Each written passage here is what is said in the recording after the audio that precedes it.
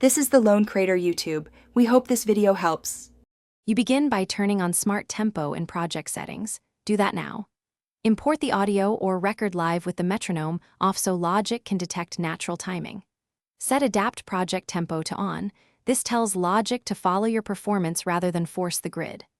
Once done, check the detected tempo map in the tempo track to confirm phrases are captured.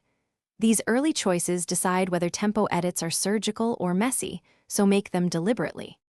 Next, inspect the tempo track and listen while scrubbing through markers. This reveals where Logic placed tempo events.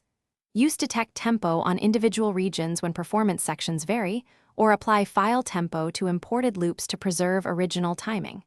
Make surgical edits. Trim small stray events, merge repeating fluctuations, and smooth transitions with fewer nodes.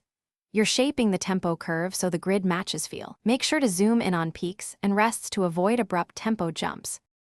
To finish, apply Flex Time or the time and pitch machine to quantize audio to the refined tempo map. You can also bounce in place to commit edits and keep an untouched backup.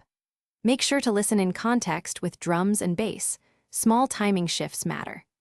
If stuff goes wrong, rerun Detect Tempo on problem regions or temporarily disable Adapt Project Tempo and revert to manual tempo events. That quick redetection often resolves misalignments without rebuilding the whole map. Thanks for watching. Consider subscribing if we helped you.